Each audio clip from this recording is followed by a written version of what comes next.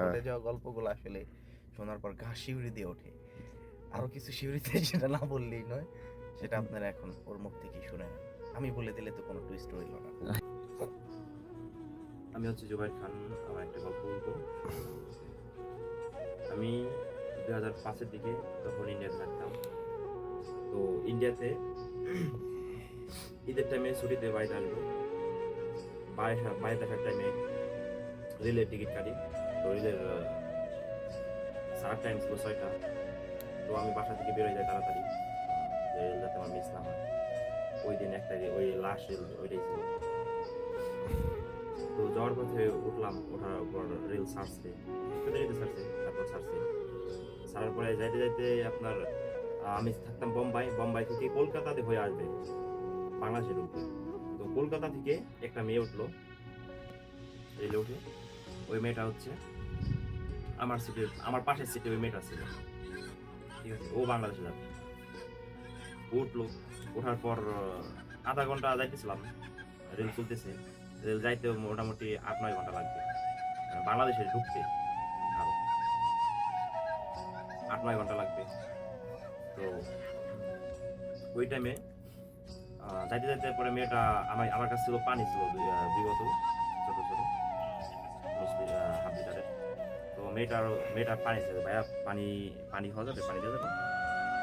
পানি দিলাম, তারপরে পরে আমি জিজ্ঞেস করলাম কই যাবেন, বললো বাংলাদেশ যাইতেছি। পরে আমি বললাম, ও জিজ্ঞেস করছে আপনি কই যাবেন। আমি বললাম হ্যাঁ আমিও তো ঢাকা যাইতেছি। পরে বললো ঢাকা কই থাকেন, আমি তো ঢাকা লালবাগ থাকি। আপনি মেয়েটাকে জিজ্ঞেস করলাম আপনি কই থাকেন। মেয়েটা বললো আমি মোহাম্মদপুর থাকি। তো কথা বলতে বলতে গেলাম, মেয়েটা আমার নাম জিজ্ঞেস করলো, বললাম জুবাইর খান। মেয়েটা বললো আমি আবার আপনার জিজ্ঞেস করলাম, পরে বললো পূজা। পরে বললাম ভাই সেম। পরে বললাম ইন্ডিয়া কোথায় গেছে, বললো ইন্ডিয়া আমার ছোট চাচুর বাসা, তো এখানে আসছিলাম বেড়াইতে। তো এখন বাসায় যেতেছি, বাড়িতে যেতেছি বেশি। পরে অনেক গল্প হলো কথা বলতে বলতে। একটা যান্ত্রিক ত্রুটির কারণে ইঞ্জিন একটু প্রবলেম হয়।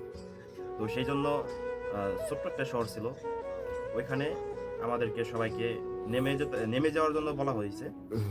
ঠিক আছে, যে আপাতত কিছুক্ষণের জন্য 2-3 ঘন্টার জন্য আশেপাশে হোটেল মোটেল আছে, ওখানে থাকছে কেউ। মানে সকালবেলা সকাল 10টার মধ্যে আবার ছাড়বে। ঠিক আছে রেলটা। তো কেউ যারা বগিতে ছিল তারা ওখানে ছিল, কেউ রেলের মধ্যে ছিল, আবার কেউ হোটেলে যায় ঘুমাইছে হোটেল নিয়ে। এখন আমরা বাইরে গেছি, হাঁটতে হাঁটতে দুজনে গেছি। দুজনে যাওয়ার পরে আমার হলো অপরিচিত, আর আমরা হচ্ছে একটা সিট, 2টা সিট ছিল, 2টা সিটের মধ্যে ওখানে না ঘুমানো সম্ভব, না বসে থাকা ওই সারা রাত অসম্ভব হয়ে গেছিল। এরপরে আবার মশার অত্যাচার। তো সেই জন্য ভাবলাম আশেপাশে হোটেল খুঁজি, হোটেলে থাকবানি। তো আমি যাইতেছিলাম, ওরে বললাম যে তা আপনি থাকেন, আমি তো হোটেলে উঠবো, আপনি কি করবেন। পরে বলতেছে আমি তো কেউ চিনি না, আমি একা আসছি এখানে, আমি তো কেমনে কি করবো, একটা মেয়ে মানুষ। পরে সে বললো তাহলে, আমি বললাম তাহলে আমি তো যাইতেছি হোটেলে, আপনি কি করবেন। পরে বলতেছে যদি কিছু মনে না করেন তাহলে আমার নিয়ে যান। ঠিক আছে চলেন তাহলে। পরে হোটেল খুঁজতেছি, পাইতেছি না। লাস্টে একটা হোটেল পাইছি, একটাই রুম, একটাই সিট, ছোট্ট একটা সিট, মানে ছোট্ট একটা রুম, একটা সিট আছে। বড় মানে ডাবল বেডে একটা সিট, কাপল বেড আর কি বেদের আগে বলে। একটা সিট খালি আছে। মানুষ তো দুইজন, অপরিচিত একটা মেয়ে, একটা রুমে দুজনে কিভাবে থাকবো। এখন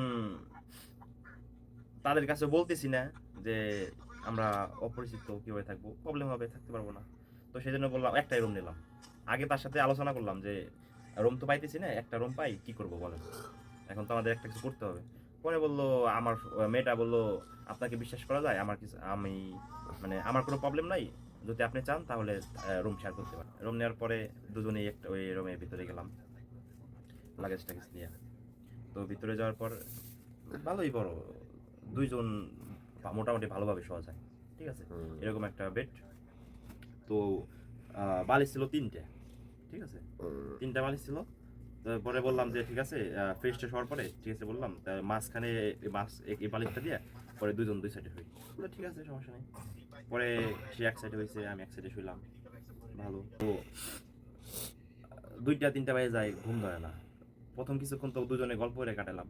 তারপরে সে বলতেছে ঠিক আছে তাই ঘুমানোর চেষ্টা করি এখন একটু, যেহেতু সকালবেলা আবার বের হইতে হবে, একটু ঘুমালে ভালো লাগবে, জার্নিটা ভালো হবে।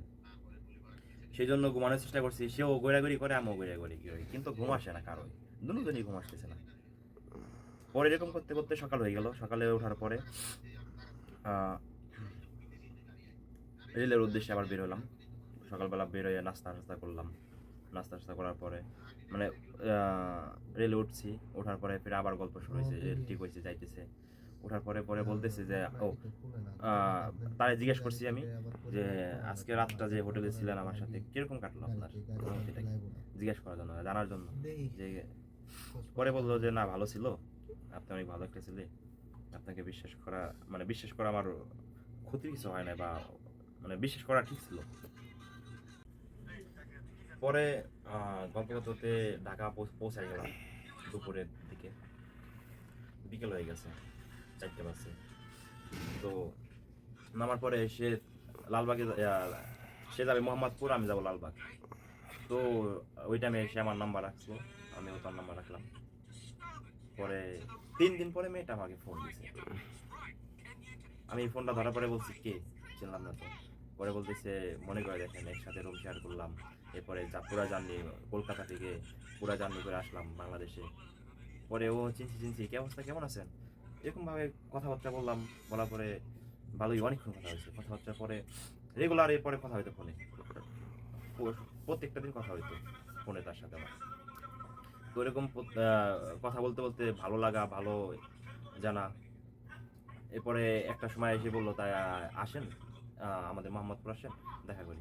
পরে আমি বললাম ঠিক আছে তাহলে আসতেছি, কখন আসবো। পরে এক শুক্রবারের বিকেল টাইম মোহাম্মদপুর একটা পার্ক ছিল, ওইদিকে বললো ঠিক ওইদিকে একটা সুন্দর একটা জায়গা আছে, প্লেস আছে, আমি লোকেশন বলে দিতেছি, আপনি এখানে আসেন। পরে যাওয়ার পরে একসাথে ঘোরাফেরা করলাম। নামাই দেওয়ার পরে আমি আমার বাসায় চলে আসলাম। তার 2 ঘন্টা পরে মেয়েটা আমাকে রাত্রে ফোন দিছে। রাত্রে ফোন দিয়ে বলতেছে যে একটা কথা বলতে চাই, যদি কিছু মনে না করো। মানে ওই গল্পের মধ্যে থেকে আপনি থেকে তুমিতে চলে আসছিল, সেটা আপনি বলা হয় নাই। তো ফোন দিয়ে বলতেছে যদি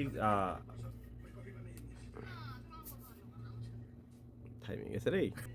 তো অনেকক্ষণ টাইম স্পেন্ড করার পর একসাথে অনেক রাত হয়ে গেছে, 8টা 9টা বেজে গেছে।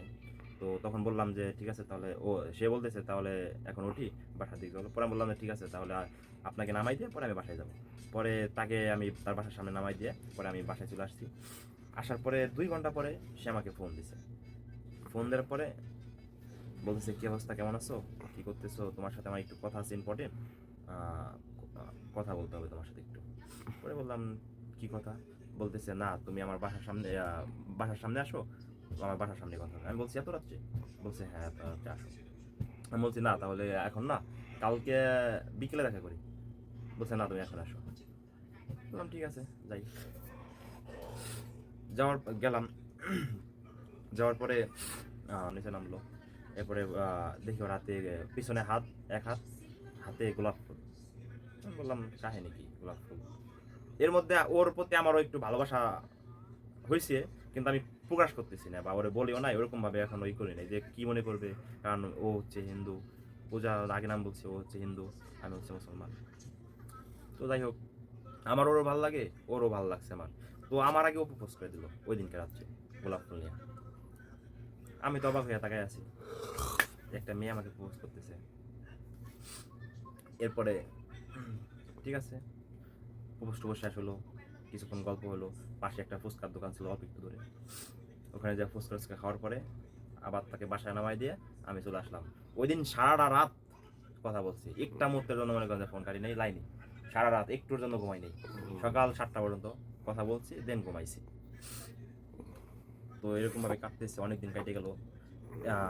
তো এর মধ্যে জানতে পারলাম ওর বাবা যে ছিল তিনি বড় একটা ব্যবসায়ী, বিজনেস আছে ওদের, ভালো মানে ভালোই বড় লোক, আমাদের চেয়ে একটু ভালো। তো তারপরে সপ্তাহে আমাকে নিয়ে গেছে, ওর আব্বুর গাড়ি ছিল, ওই গাড়ি নিয়ে আসছে, সাথে ড্রাইভার ছিল, নিয়ে আমার বাসার সামনে আসছে। তো ওর সাথে গেলাম, মার্কেটে গেল, আমার জন্য অনেক শপিং করলো। আমি বললাম এগুলো কিসের জন্য? বলে কাজ আছে আরেকজনের জন্য। পরে আমি বললাম আমার মাপ না, নিচ্ছে কেন? ওইখানে প্যান্টের মাপ, শার্টের মাপ আমার ছিল, গেঞ্জি সাইজটা সব আমার। আমি বললাম বুঝলাম না কাহিনী কি, আমার কেনই করতেছো? বলছে তোমার মতো দেখতে আমার এক ভাই আছে, তো তার জন্য মার্কেট করতেছি, সে তো আসে নাই সাথে। পরে লাস্টে বেরোনোর সময় দেখে আমার কাছে দিয়ে ধরাই দিছে। পরে বললাম এগুলা কিসের জন্য? এটা তো তোমার জন্য, তোমাকে গিফট করলাম। এরকম চলতেছিল মাঝে মধ্যে, মানে প্রত্যেক সপ্তাহে 2 বার 3 বার ঘুরতে বেরিয়ে যেতাম আমরা এরকম। এরপরে ওর আব্বুর সাথে ওদের বাড়িতে নিয়ে গেল আমারে, ওর আব্বুর সাথে পরিচয় করালো, আম্মুর সাথে পরিচয় করাই দিল। এরপরে আমাকে মাঝে মধ্যে 10,000 5,000 টাকা দিতে আমার বাসায় আসতো। তো একদিন না আমাকে হুট করে ফোন দিছে যে আমার বাসায় মেহমান আসছে, আহ, আমাকে দেখার জন্য আমার আব্বু আম্মু আমাকে বিয়ে দিতে চাইছে। পরে আমি বললাম হুট করে কেন? পরে বলতেছে যে জানি না, আমাকে ভালো ছেলে পাইছে কারণে বিয়ে দিতে। পরে আমি বললাম তা এখন তুমি কি করতে চাও? পরে বলতেছে যে আমি তোমাকে ছাড়া বাঁচবো না, বা তোমাকে ছাড়া আমি অন্য কিছু ভাবতে পারি না, আমি তোমাকে ছাড়া বিয়ে করবো না।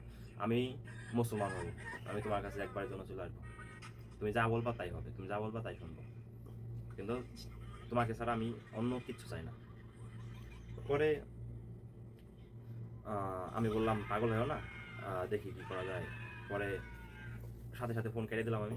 কেটে দেওয়ার পরে অনেকবার ফোন দিচ্ছে, ফোন দেয়নি। তার 1 ঘন্টা পর দেখি আমার বাসায় চলে আসছে। আমি তখন ছাদে ছিলাম, তো ছাদে চলে আসলাম, আইসা পিছন থেকে জড়াই করছে, কান্না করতেছি যে বিয়ে শেষে আমার সব কিছু ঠিক হয়ে গেছে, এখন তুমি কিছু একটা করো, আজকে দেখি পছন্দ হয়েছে। আর আব্বু আম্মু তো ওই ছেলেকে আগে দেখছে, পছন্দ তার আগেই করছে, আর ছেলের বাড়ি থেকে আসছে, পছন্দ হয়ে গেছে। তারা বলতেছে যে আপনারা যদি টান তাহলে হয়তো আমরা আগাবো, দিন তারিখ দিব, বাড়ি ঠিক করবো। পরে পিছন থেকে ধরে ধরে কান্না করতেছে। আমি বলছি কান্না করো কেন? কি হয়েছে? বলে ঠিক আছে তুমি টেনশন করো না, আমি দেখি কি করা যাইতেছে। তখন আমি একটা জব করতাম ছোটখাটো, ওইটাও আমার জবটা, চাকরিটা ছুটে যায়। তারপরে মানে কিছু করার মতো ওয়েতে ছিলাম না আমি। পরে বাধ্যতা হয়ে আমি মানে ওরকম পদক্ষেপ, ও যেরকম বলতেছে তোমার সাথে আমি চলে আসবো বা আগাইয়া নিয়ে যাও আমারে, মানে এরকম আমি চাইতেছিলাম না। আবার ওর প্রতি আমার এতটাই ভালোবাসা হয়ে গেছিল আস্তে আস্তে, মন হচ্ছে দেখি কি করা যায়। তুমি টেনশন করো না, কান্দারি করো না, তুমি বাসায় যাও। আমি আবার ওর ফোন থেকে ওর বান্ধবীর ফোন দিছি। ওর বান্ধবীর বাসা ছিল আমাদের বাসার পাশেই। ওরে ফোন দিলাম, ওরে বললাম যে তুমি নিয়ে যাও ওরে, কান্দারি করতেছে, ওর অবস্থা হলো না, তোমার বাসায় কিছুক্ষণ রাখো। ওর যখন একটু স্বাভাবিক হয়ে আসে তখন তুমি যাই নিজে যাই ওর বাসায় দিয়ে এসো। পরে অনেক কান্দারি করতেছে, যাবে না, ও বলছে আমি বাসায় যাবো না। পরে ওরা ওর ফ্রেন্ডের সাথে পাঠাই দিলাম ওর বাসায়। যাওয়ার পরে ও বলতেছে দেখো আমি আহ, তুমি আসার টাইমে আমি নামাজের যে নিয়ম কানুন শিখার, এরপরে ইসলামিক বিষয় যে শিখার জন্য বই যেগুলো জীবন কাহিনী লাগে, হিস্ট্রি মিস্ট্রি লাগে, এই বইগুলো আমি লাইব্রেরি থেকে নিয়ে আসছি শিখার জন্য, একমাত্র তোমার জন্য। আমি চাই না তোমাকে হারাতে, ঠিক আছে? আমি কোনোভাবেই চাই না তোমাকে হারাতে, ঠিক আছে? তো ও নামাজ পড়ার ট্রাই করতেছে, এটাও আমার ভিডিও করে দেয়, ভিডিও করে দেখায়। এরপরে অনেক রাত্রে এই বইগুলা পড়ে না ঘুমায়। আমি এতই বোকা ছিলাম ওইটা আমি বুঝতে পারি নাই। তো একটা সময় ও আমার আরেকবার ফোন দেয়, মানে তার কিছুদিন পরে বলতেছে তুমি দেখো এখনো সময় আছে, এখন আমাদের বিয়ে হয় নাই আমার, তুমি যদি এখন বলো আমি এখনই চলে আসবো তোমার বাসা, তুমি যেভাবে রাখতে চাও। তুমি টেনশন করো না, আমার যদি কাজ কাম করা লাগে, চাকরি বাকরি করা লাগে আমিও করবো, টাকা পয়সা নিয়ে টেনশন করো না, টাকা পয়সা আমি এখান থেকে নিয়ে আসবো। আমার বাবার অনেক টাকা পয়সা আছে, আমার কাছে অনেক টাকা পয়সা আছে, ঠিক আছে? তুমি টাকা পয়সা নিয়ে টেনশন করো না, তুমি শুধু একবার বলো আমি এখনই চলে আসবো। তুমি কি আমাকে চাও না? তুমি কি আমাকে ভালোবাসো না? আমি বলছি না, আমি তোমাকে ভালোবাসি, ভালো কেন আসবো না?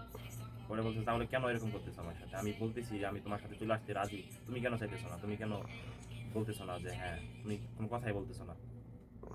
পরে কয়েকদিন আমি ফোন টোন ওর কথা বল, আমি কই এখন এরকম করো না, বাসায় যাও, দেখো তোমার আব্বু আম্মু কি বলে, আর আমিও দেখি কি করা যায়। এরকম করতে করতে ও তো কান্দাকাটি করে এই কথা, পরে রাগ করে আমার সাথে দিন কথা বলে নাই। পরে যখন ওর আব্বু আম্মু খুব দ্রুতর মধ্যে ওর বিয়ে দিবে, ও ওর আব্বু ওকে ও বলছিল আমার কথা, ঠিক আছে? তো দুই পক্ষে যে মুসলমান হিন্দু এটা সম্ভব না, ওর বাবা মা মেনে দিবে না। তো ওই কারণে ওর বাবা মা চাইতেছে দ্রুত বিয়ে দিতে ওই ছেলের সাথে, ঠিক আছে? তো ও বিয়ের কথা তো চলতেছে, আমার ফিরে আবার কান্নাকাটি করতেছে। আমি বলছি না, আমার এই মতো সম্ভব না, দেখো আমি যে পরিস্থিতি আছি কিভাবে করবো। মানে আমি ওই সময় কি, আমি নিজে কিসের মধ্যে ছিলাম আমি নিজেও জানি না, আমি যে কি হারাইছি এখন বুঝতেছি আমি। পরে ও বিয়ের দিন আবার আসছে, যেদিন বিয়ে ওই দিনকে সকালবেলা ভোরে আমার বাসায় আসছে, ফিরে আবার এসে কান্নাকাটি করতেছে, দেখো তুমি এরকম করো না, আমি কিন্তু তোমাকে ছাড়া বাঁচবো না। তারপর আমি ওরে ভালো করে একটু বুঝে, দেখো আমার আর কিছু করার নাই। পরে বলতে ঠিক আছে তুমি যেটা বলতেছো ওইটাই আমি শুনবো। আমি বলছি তুমি বিয়েটা করে নাও, বলতেছি একমাত্র তোমার কারণে। ও মুসলমান হতে চাই ও একমাত্র আমার বোকামির কারণে হইলো না, আর আমি ওরে হারাইলাম। ঠিক আছে, তো যেদিন বিয়ে হবে ওই দিনকে আবার আসলো মানে তারপরে বিয়ের পরের দিন আসছে আরেকবার। বিয়ের পরের দিন যখন উঠে নিব, মানে উঠে নিয়ে গেছে, ওইখান থেকে ওর বাসায় আসছে। আসার পরে আবার আমার সাথে যোগাযোগ করার চেষ্টা করছে। ওইখানে ও কিছু টাকা নিয়েছিল, এই টাকাগুলো রেখে, এই টাকাগুলো তোমার রাখো, তোমার দরকার পড়তে পারে। আমি বলছি টাকা পয়সা নিবো না, তুমি রেখে দাও। অনেক মানে ওর কাছে দিয়ে দিয়েছিলাম, পরে আবার ও ছাদের উপরে ফালাইতে চলে গেছে। সে ছাদে আবার উঠছিল, ছাদের উপরে ফালাইতে চলে গেছে। আর আমি ওরে খুব মানে কান্নারি করতেছি, এখনো সময় আছে, এখনো আমাদের এরকম কিছু হয় নাই, তুমি যদি চাও। আমি পরে বলছি না সম্ভব না এটি করে। পরে ওরা বান্ধবী দিয়ে আবার পাঠাই দিচ্ছে ওর বাসায়। আমি একটা গাড়ি সিএনজি নিয়ে ওর বাসায় পাঠাই দেওয়ার পরে, ওকে করছো, না চলো চলো। ওর বাসায় পাঠাই দিলাম। পাঠাই দেওয়ার পরে আমি আমার সিম অফ করে দিলাম, প্লাস আমার বাসা থেকে আমি চলে গেলাম ওর জন্য। ঠিক আছে, তার